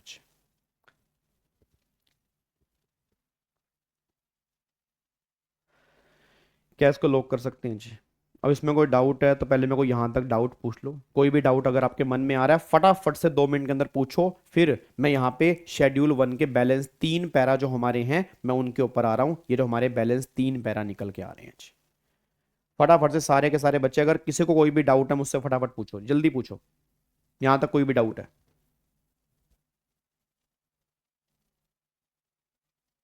क्लियर है?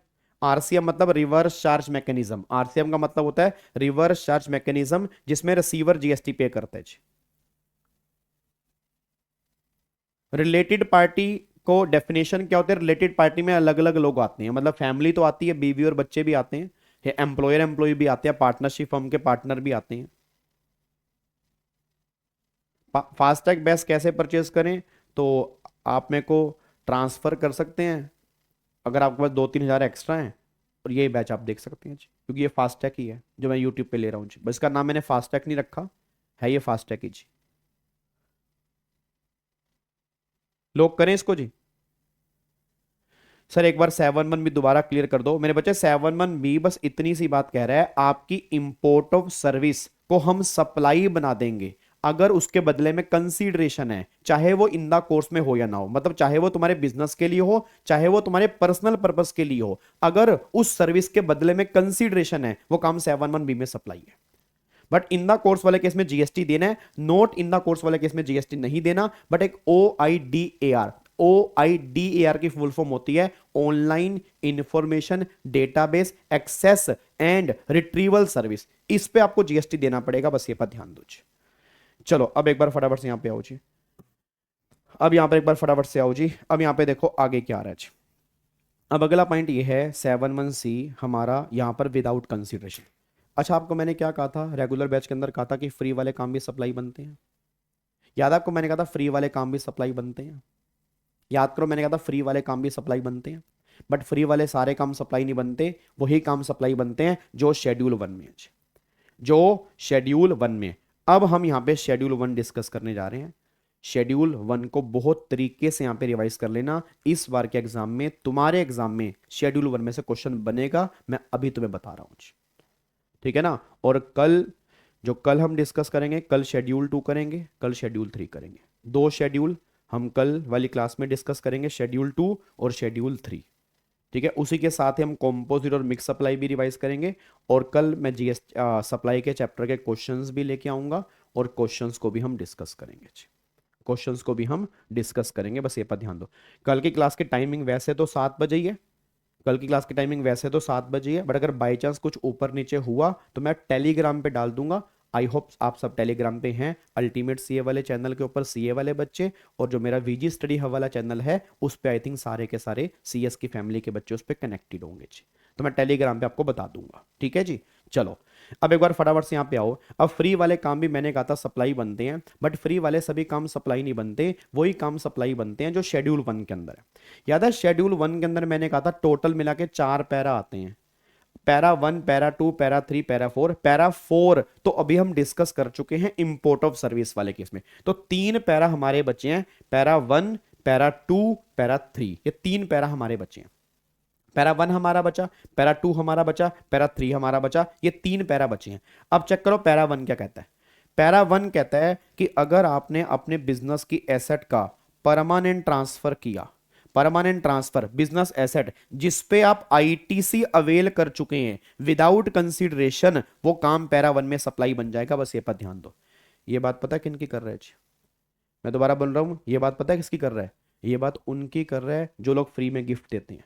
बिजनेस के नाम से एसेट ली, आईटीसी क्लेम किया, आगे गिफ्ट कर दिया, पैरा 1 में सप्लाई है। बिजनेस के नाम से एसेट ली, आईटीसी क्लेम किया, आगे डोनेशन दे दी, पैरा 1 में सप्लाई है। बिजनेस के नाम से एसेट ली, आईटीसी क्लेम किया, आगे चैरिटी में दे दिया, पैरा 1 में सप्लाई है। पैरा 1 इसकी बात कर रहा है। तो जो लोग आईटीसी क्लेम करके अपने बिजनेस की एसेट को विदाउट कंसीडरेशन में परमानेंट ट्रांसफर कर देते हैं, उसकी बात पैरा 1 कह रहा है। बस ये पर ध्यान दो।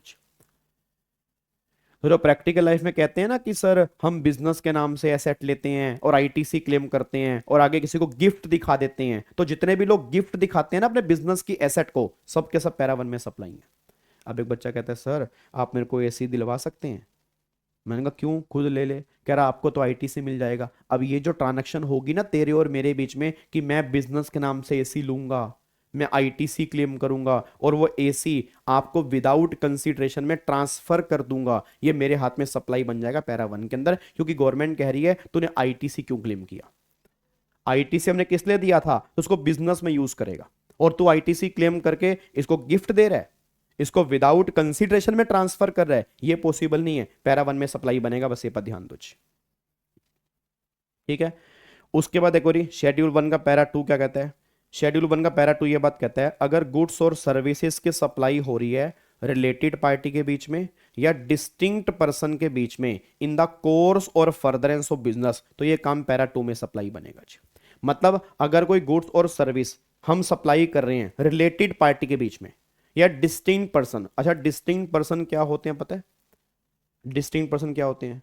डिस्टिंक्ट पर्सन का मतलब होता है सेम पेन में अगर आपके अलग अलग रजिस्ट्रेशन है तो आप डिस्टिंक्ट पर्सन है। जैसे मान लो एक स्टेट है, एक स्टेट में मेरे 2 रजिस्ट्रेशन है, तो मैं डिस्टिंक्ट पर्सन हूं इन दोनों के लिए। चाहे वो मैं ही हूं, सेम पैन कार्ड है बट दोनों का रजिस्ट्रेशन अलग अलग है, तो गवर्नमेंट कह रही ये दोनों अब डिस्टिंक्ट पर्सन है, इनके बीच में कोई सर्विस का लेन देन होगा तो पैरा 2 में सप्लाई बनेगा। अगर अलग अलग स्टेट है, अलग अलग स्टेट में अलग अलग रजिस्ट्रेशन है, तो भी डिस्टिंक्ट पर्सन है। फिर गवर्नमेंट कहती है कि अलग अलग स्टेट है, तू रजिस्टर्ड है और वो अनरजिस्टर्ड है, तो भी डिस्टिंक्ट पर्सन है। तो अलग अलग स्टेट में तो डिस्टिंक्ट पर्सन है ही है। सेम स्टेट में अगर तुम्हारे अलग अलग रजिस्ट्रेशन है तो भी तुम डिस्टिंक्ट पर्सन वाली कैटेगरी में आ जाओगे जी। तो अगर आप इनके बीच में गुड्स और सर्विसेज की सप्लाई करते हो, मैं दोबारा बोलूंगा, अगर तुम इसके बीच में गुड्स और सर्विसेज की सप्लाई करते हो इन the course or furtherance of business, तो ये काम पैरा 2 में सप्लाई बनेगा। बट अब यहां पे गवर्नमेंट ने बोला ये पैरा 2 में सप्लाई बनेगा, बट अगर एम्प्लॉयर एम्प्लॉय को सप्लाई कर रहा है, ये है तो रिलेटेड पर्सन, बट 50,000 तक की सप्लाई को हम सप्लाई नहीं मानेंगे, 50,000 से ऊपर की सप्लाई को हम सप्लाई मानेंगे, और होल वैल्यू पर यहां पे जीएसटी एप्लीकेबल होगा। बस ये पर ध्यान दो। तो मतलब एम्प्लॉयर टू एम्प्लॉय वाले केस में 50,000 रुपए की लिमिट है और किसी केस में 50,000 रुपए की लिमिट नहीं है। एम्प्लॉयर एम्प्लॉय 50,000 तक नोट ए सप्लाई, फिर मोर देन 50,000 फिर सप्लाई जीएसटी लगेगा। बट अगर अदर देन एम्प्लॉयर एम्प्लॉय है, कोई लिमिट एप्लीकेबल नहीं है, स्टार्टिंग से सप्लाई बनेगा। बस ये पर ध्यान दो। बिजनेस की सेट को चैरिटेबल ट्रस्ट में दिया फ्री में, तो कैसे सप्लाई होगा? विदाउट इंटेंशन दिया नाम, तो भाई आईटीसी क्लेम मत करो ना। आप एक बात बताओ, तुम क्या चाह रहे हो? बिजनेस की एसेट है, आईटीसी क्लेम करके बैठ गए। डोनेशन किस बात की भाई? अगर इतनी डोनेशन की तुम्हें पड़ी है, इतनी चैरिटी की तुमने पड़ी है, तो तुम्हारी इंटेंशन आईटीसी क्लेम करने की क्यों है? आईटीसी का मतलब क्या होता है? हेलो भाई साहब, वो इधर इधर इधर, ना कहां जा रहा है, कहां? आंसर देके जा, एक इधर आओ, इधर इधर आंसर देके जाओ। आईटीसी का मतलब क्या होता है? आईटीसी का मतलब होता है मैं सेट बिजनेस में यूज करूंगा। अब तुमने आईटीसी लिया क्या कहकर? बिजनेस में यूज करूंगा। आगे तुमने चैरिटी दे दी, डोनेशन दे दी, तो सप्लाई क्यों नहीं माने भाई? आपको अगर डोनेशन देनी है, दान देनी है, दो ना, आईटीसी छोड़ो ना। आईटीसी क्यों क्लेम कर रहे हो? हर केस में थोड़ा सप्लाई बना रहे हैं। उसने साफ साफ बोला आईटीसी क्लेम होना चाहिए। आईटीसी क्लेम नहीं है तो हटाओ यहां से। आईटीसी क्लेम नहीं है तो गवर्नमेंट करी सप्लाई नहीं है। ये क्वेश्चन कभी आपने जिंदगी में नहीं पूछना कि कैसे पता लगेगा गवर्नमेंट को। बस बात खत्म। ये क्वेश्चन भूल जाओ, पता लग जाएगा, तुम उसकी टेंशन छोड़ दो जी, 100% पता लग जाएगा जी। Both office have same PAN registered in two different state, हाँ तो वो डिस्टिंक्ट पर्सन है जी, वो डिस्टिंक्ट पर्सन है, ठीक है जी, वो डिस्टिंक्ट पर्सन वाली कैटेगरी में आएगा। ठीक है, तो पैरा 2 में क्या है, रिलेटेड पार्टी के बीच में सप्लाई हो रही है या डिस्टिंक्ट पर्सन में सप्लाई हो रही है, स्टार्टिंग से सप्लाई बनेगा, बट एम्प्लॉयर टू एम्प्लॉई वाले केस में 50,000 रुपए की लिमिट होगी, 50,000 तक सप्लाई नहीं है, उसके बाद सप्लाई बनेगा जी। देखो मैंने यहाँ पे लिखा भी है डिस्टिंक्ट पर्सन का मतलब क्या होता है। डिस्टिंक्ट पर्सन का मतलब अगर आपके सेम स्टेट में या डिफरेंट स्टेट में सेपरेट रजिस्ट्रेशन है, और अगर आप अलग स्टेट में हो, एक रजिस्टर्ड है दूसरा अनरजिस्टर्ड है, तो भी वो डिस्टिंक्ट पर्सन वाली कैटेगरी में आएगा, इसको हम डिस्टिंक्ट पर्सन बोलते हैं जी। अगला फिर यहाँ पे शेड्यूल 1 का पैरा 3 कह रहा है, अगर आप सप्लाई कर रहे हो, प्रिंसिपल सप्लाई कर रहा है एजेंट को या एजेंट सप्लाई कर रहा है प्रिंसिपल को, तो पैरा 3 में सप्लाई है। अब सुनो ध्यान से, मैं कहना क्या चाह रहा हूं आपको, मैंने कहा था जीएसटी का क्वेश्चन बैंक जो है 20 तारीख को मैं आपको दे दूंगा मेरे बच्चे, दे दूंगा, दे दूंगा। अब सुनो ध्यान से जी, नहीं नहीं, 50,000 रुपए की लिमिट पर एनम की लिमिट है भाई, एक एम्प्लॉयर एक एम्प्लॉय को पूरे साल में, मैं दोबारा बोल दूं, एक एम्प्लॉयर एक एम्प्लॉय को पूरे साल में 50,000 की लिमिट है, ओनली एम्प्लॉयर टू एम्प्लॉय, और कहीं पर लिमिट एप्लीकेबल नहीं है, यह बात ध्यान देना जी। सर जी my name is Rahul Balla, Punjabi हूं, ओ चाकते फट्टे, आजा मेरे काके इधर आ। अब सुनो ध्यान से, मैं कहना क्या चाह रहा हूं, पैरा 3, चलो देखता हूं तुम्हारी नॉलेज टेस्ट करता हूं।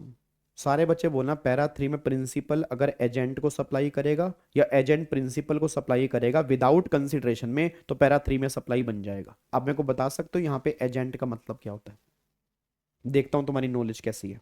आप मेरे को बता सकते हो कि एजेंट का मतलब क्या होता है, मतलब यहां पर कौन से एजेंट आएंगे जी, थोड़ा सोच के बताओ, यहां पर कौन से एजेंट आएंगे, बस मेरे को ये बता दो। यहां पे सारे एजेंट आ जाएंगे जी, यहां पे सारे एजेंट आ जाएंगे, नहीं, ना ना ना ना ना ना ना ना ना ना ना ना ना, सारे नहीं आएंगे। यहां पर वही एजेंट आएंगे जो अपने नाम से इनवॉइस इशू करने की अथॉरिटी रखते हैं। याद है मैंने कहा था, यहां पर वही एजेंट आएंगे जो अपने नाम से इनवॉइस इशू रखने की अथॉरिटी रखते हैं। मतलब याद करो, मैंने क्लास में कहा था कि मान लो एक प्रिंसिपल है, एक एजेंट है, आगे कस्टमर है, अगर ये कस्टमर को सामान दे रहा है बट प्रिंसिपल के नाम से दे रहा है, तो ये प्रिंसिपल टू एजेंट पैरा 3 में नहीं आएगा। ये प्रिंसिपल टू एजेंट वाला फंडा पैरा 3 में सिर्फ तब आएगा अगर एजेंट जब आगे सामान दे रहा है अपने नाम से इनवॉइस काट रहा है, तब ये पैरा 3 में कवर होगा, तो ये पैरा 3 में सप्लाई बनेगा, और ये वाला केस जो है वो 7(1)(a) में सप्लाई बनेगा। याद करो मैंने तुम्हें क्लास में एग्जांपल दिया था मेरे दोस्तों, ये होंडा है, ये होंडा है, और ये मान लो होंडा का एजेंट है और ये कस्टमर है, तो होंडा के एजेंट ने कस्टमर को गाड़ी बेची है और होंडा ने यहां पर 50 गाड़ियां इसको ट्रांसफर की हैं फ्री ऑफ कॉस्ट में, अभी पैसा चार्ज नहीं किया, बाद में चार्ज करेगा एजेंट। ये होंडा का जो एजेंट है, ठीक है, जब ये आगे गाड़ी दे रहा है तो ये होंडा एजेंट अपने नाम से इनवॉइस काट रहा है, तो ये काम 7(1)(a) में सप्लाई बनेगा, और ये काम जो है वो पैरा 3 में सप्लाई बन जाएगा। बट अगर होंडा का एजेंट इस होंडा के नाम से इनवॉइस काटेगा तो एक ही सप्लाई है, होंडा टू कस्टमर, ये सिर्फ सप्लाई बनेगी, ये वाला काम सप्लाई नहीं बनेगा, बस ये पर ध्यान दो। क्या बात मेरी समझ में आ रही है? तो ऑलवेज ये बात ध्यान देना कि प्रिंसिपल टू एजेंट वाला केस एप्लीकेबल सिर्फ तब होगा जब एजेंट अपने नाम से इनवॉइस काटेगा। अगर एजेंट अपने नाम से इनवॉइस काट रहा है तब पैरा 3 एप्लीकेबल होगा। अगर एजेंट अपने नाम से इनवॉइस नहीं काटा, प्रिंसिपल के नाम से काट रहा है, तो साहब पैरा 3 यहां पे एप्लीकेबल नहीं होगा, बस ये पर ध्यान दो।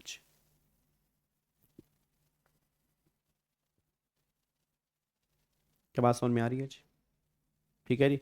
और पैरा 4 हम पहले ही कर चुके हैं already cover, 7(1)(b) import of service वाला, ऑलरेडी हम इंपोर्ट ऑफ सर्विस 7(1)(b) के साथ में कर चुके हैं। क्या बात समझ में आ रही है जी? बक्का बक्का। एक काम ना तुम और किया करो, पता क्या किया करो, जिसको रैंक लेना है या अच्छे नंबर लेने हैं, अगर आप मेरी बात मानोगे तो आ जाएगा तुम्हारा रैंक। पता क्या किया करो, जैसे क्लास खत्म हुई 10 मिनट लगा के, 10 मिनट लगा के फटाफट सारा गो थ्रू कर लिया जितना आज की है। 10 मिनट से ऊपर नहीं लगेंगे, अब 1 घंटा मैंने लगा दिया ना, अब 10 मिनट तुम्हारा लगेगा। फटाफट ऊपर ऊपर से कोई डाउट आ रहा है तुरंत उसको हाईलाइट करके, जो स्टिकी नोट्स होते हैं तुरंत लिख लिया उसको। या कमेंट बॉक्स में डाल दिया, या वहां पे लाइव के अंदर कल आके पूछ लिया। मैं दोबारा बोल रहा हूँ, साथ साथ चैप्टर पैक करके चलोगे तो बाद में कोई दिक्कत नहीं आएगी, ये बात ध्यान रखना चाहिए।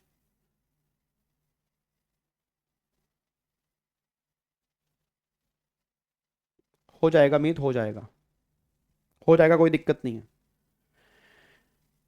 अच्छे से रिवीजन करके चलोगे हो जाएगा। डन जी, कोई दिक्कत तो नहीं है, पक्का पक्का। कैश को लॉक करें। अब एक काम आप करोगे जी, अब एक काम आप करोगे, अब यहाँ पे एक बार आपने शेड्यूल 2 यहाँ से स्टार्ट हो रहा है, एक बार शेड्यूल 2 आपने एक बार फटाफट से घर से रिवाइज करके आना है, और फिर यहाँ पर आपने ये शेड्यूल 3 है ये भी रिवाइज करके आना है। और ये कल वाली क्लास में ये अमेंडमेंट्स भी हम डिस्कस करेंगे। जो ये ग्रीन वाला फंड है, ये ग्रीन वाली अमेंडमेंट्स हैं जी, ये ग्रीन वाली जो है अमेंडमेंट्स है, फिर अमेंडमेंट्स को भी हम यहाँ पे डिस्कस करके कल होपफुली हम ये चैप्टर पैकअप कर देंगे जी। ठीक है ना, कल ये चैप्टर पैकअप कर देंगे और साथ में क्वेश्चन भी करेंगे। कल की क्लास की टाइमिंग वाइमिंग क्या होगी वो मैं आपको टेलीग्राम पे बता दूंगा, जैसे भी कल की क्लास का होगा हम टेलीग्राम पे डिसाइड कर लेंगे जी। ठीक है, आपको टेलीग्राम पे इंफॉर्मेशन मिल जाएगी, बस ये पर ध्यान दो जी।